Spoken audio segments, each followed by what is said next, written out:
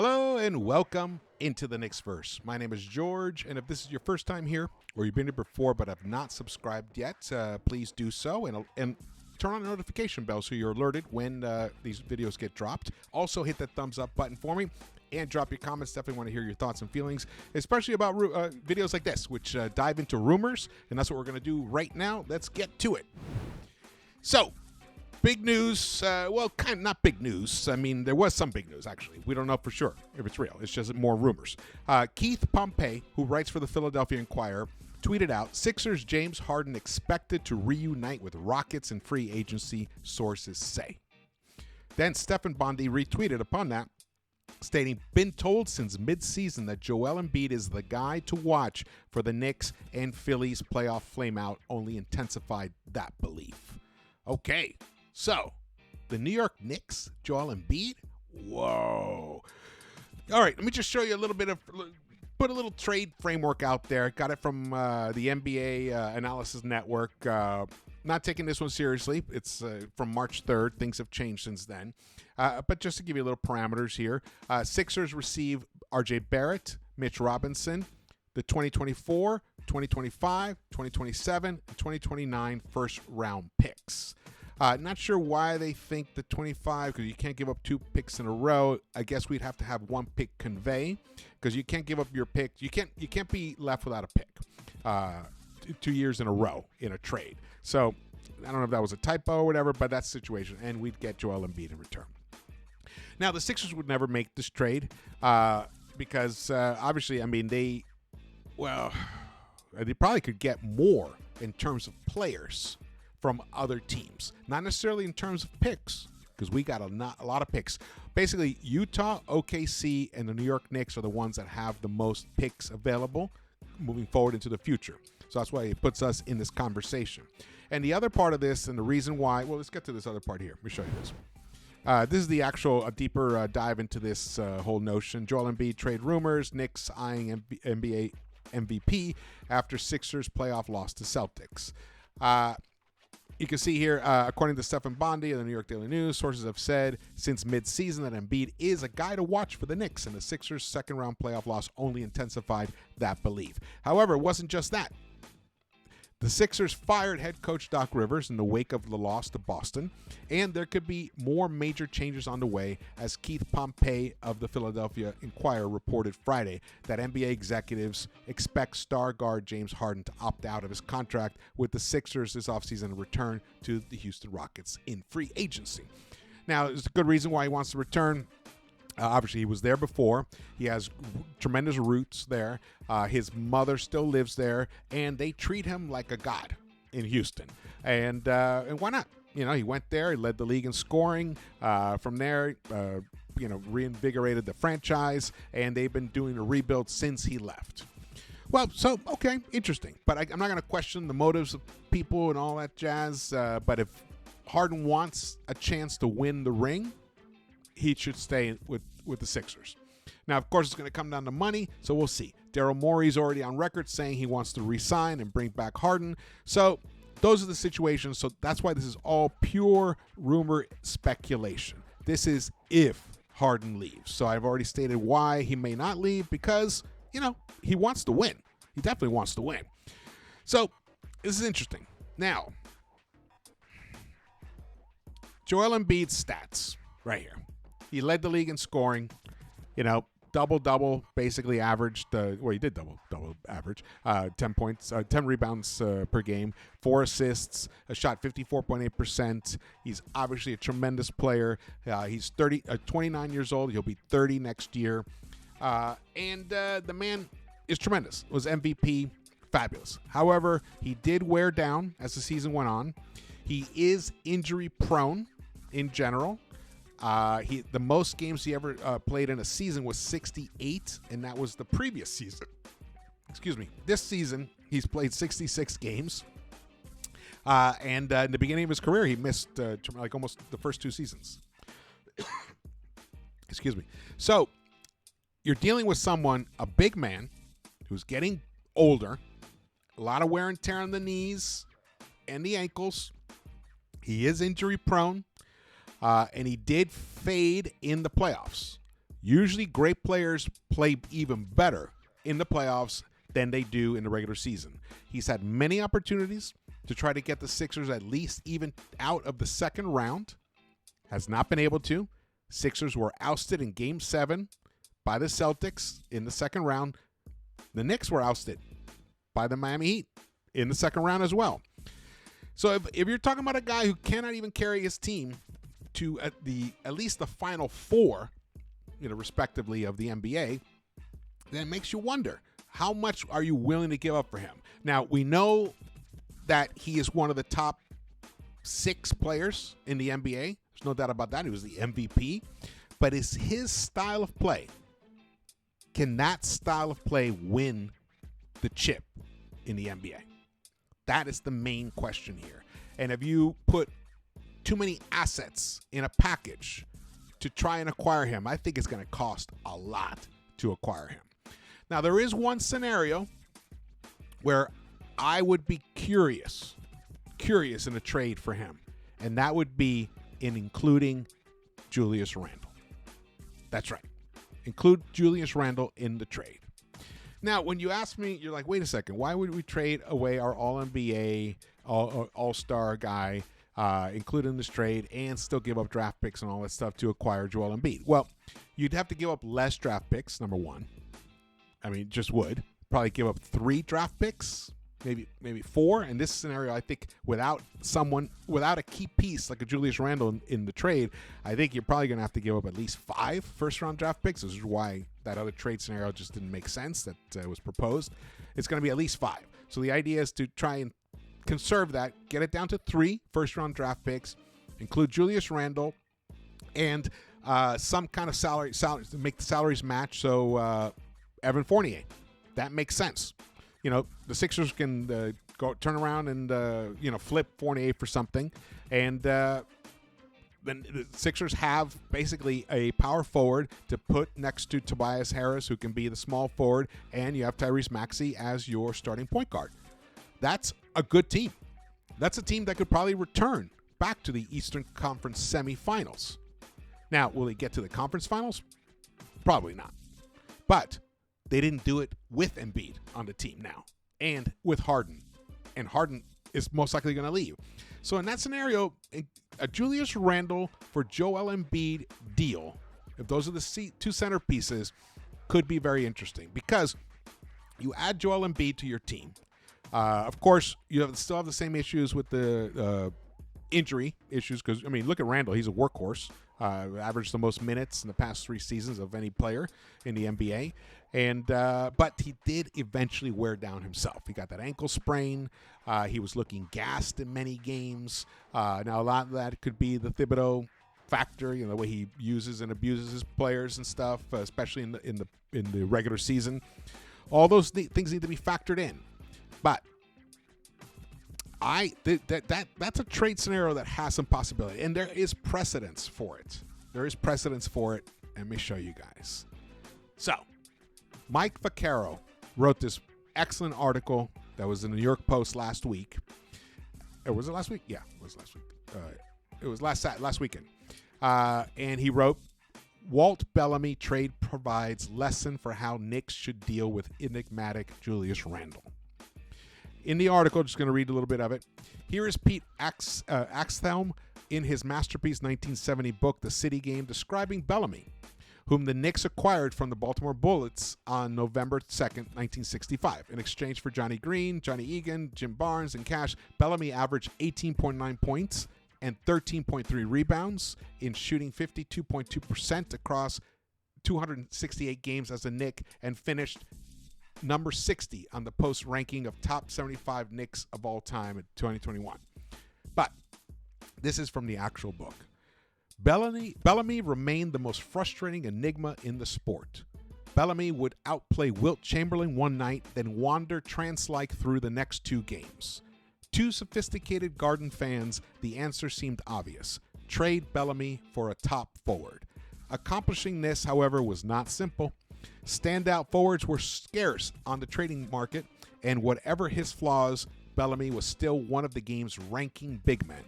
GM Eddie Donovan didn't want to give him away without receiving real value. It's a little eerie, right? There it is. They traded him for Dave DeBusschere in 1968, and the rest was history. It led to the first championship and to the second one. Sometimes you have to take big swings, big risks to go for the ring. We were so close this season.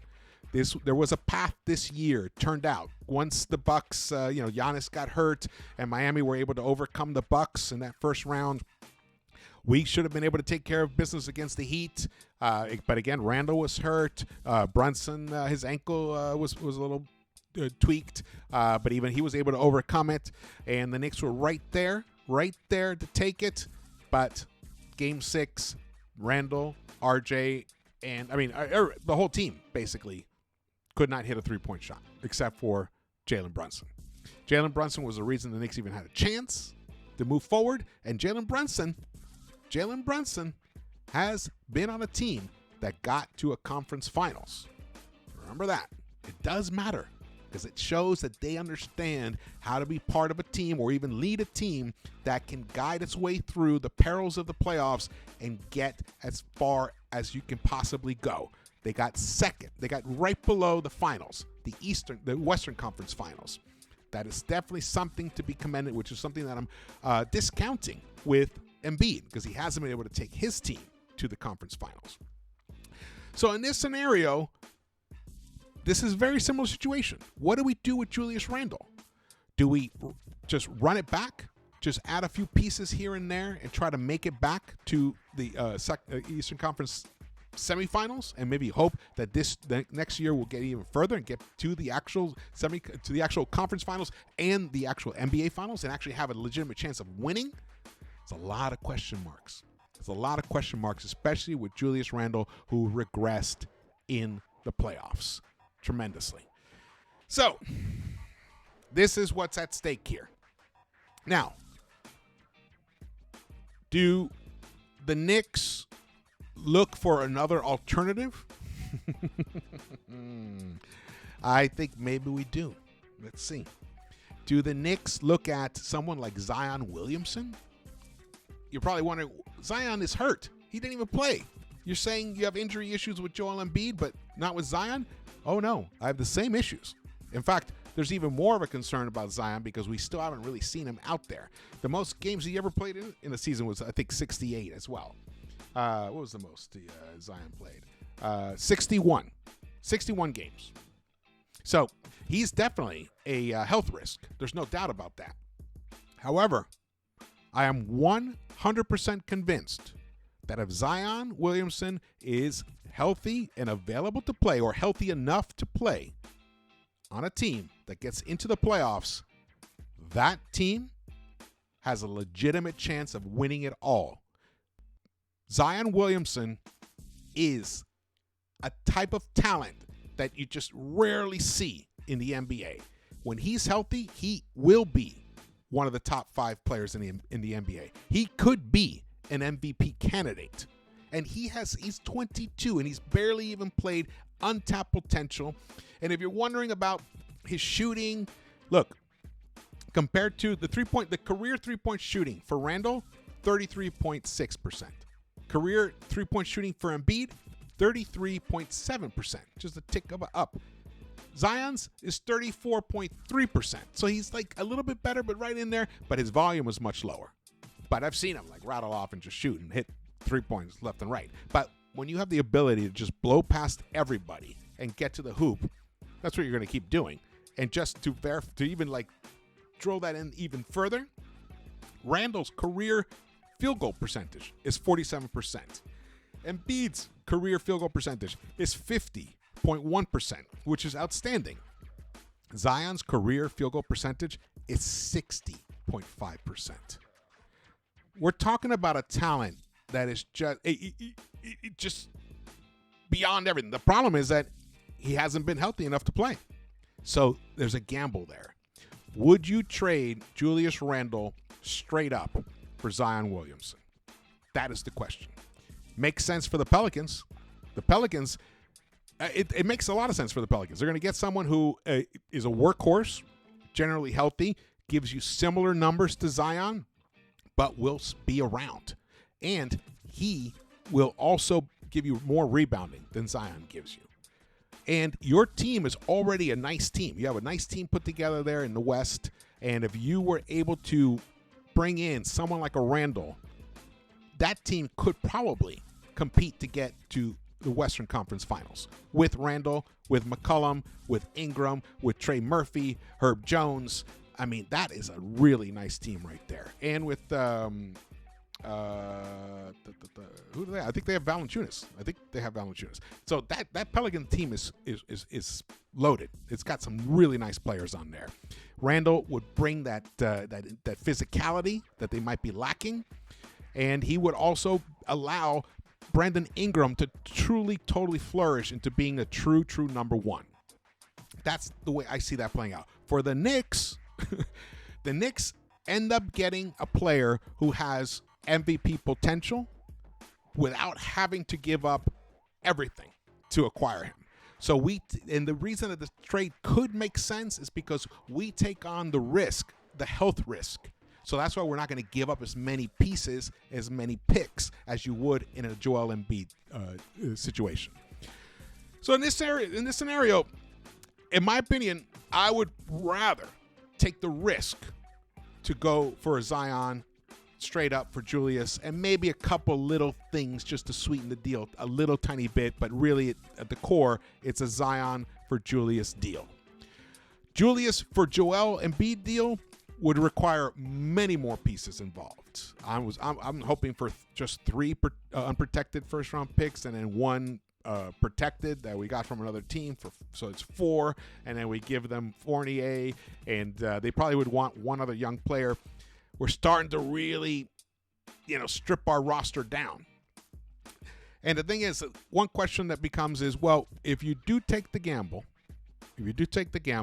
and trade Julius for Zion, and Zion's not ready to go in the beginning of the season, what are you going to do then? Well, you got Obi Toppin.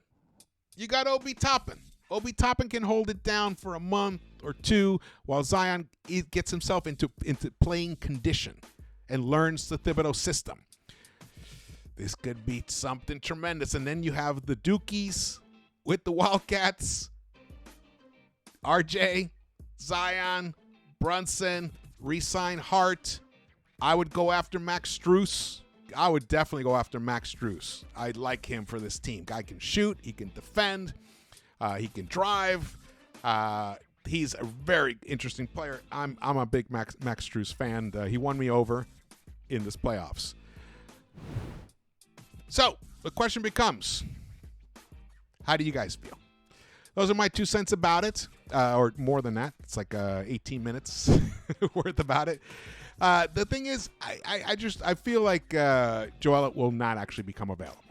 So, which is why I wanted to throw in the Zion part of the discussion, because this seems very unlikely to me. I have a feeling Morey is going to end up talking Harden into playing. They'll give him a deal, and maybe he'll make a deal. I'll get you to Houston somehow. Sign a 3-year contract with us, and I'll get you to Houston somehow. Something like that. Eventually, if we don't win it next year, because the window for that Sixers team for going all the way to get to the finals is next season. So, that's it just seems that makes the most sense. Like Harden to bail to Houston for what? To continued rebuild over there? That seems silly to me. But people do silly things all the time. Depends on what your priorities are. To me it seems silly, but I don't have his priorities. So that's for him to decide. But in the event that he does choose that and Joel does become available, I am concerned about the Knicks giving up too much of their future for a player whose future is somewhat limited because of his position that he plays. Centers don't age that great, especially mobile centers. Well, he's not. I mean, yeah, he's definitely a mobile center, but centers like him, they don't age as well, especially if they've had a history of injuries, which he has his entire career. 68 games is the most he's ever played. 66 games is what he played this season. And he wore down in the playoffs and couldn't carry his team past the Celtics to the Eastern Conference Finals. So those are all the things to consider when it comes to a Joel Embiid trade to the Knicks. All right, thank you so much for watching this. I'm really curious to hear your thoughts and feelings about this. Again, I'll be dropping videos left and right. I'll be going more deeper into what the Knicks should be doing in the offseason. I already dropped the big bomb right here, which is basically they should look into trying to get Zion at a discount from the Pelicans right now. Because right now is when it's uncertain. The other thing is, if it's possible, if they really fall in love with Joel Embiid and they think that he can make it happen, just don't give up too much. Don't give up too much. That's the main question there. All right.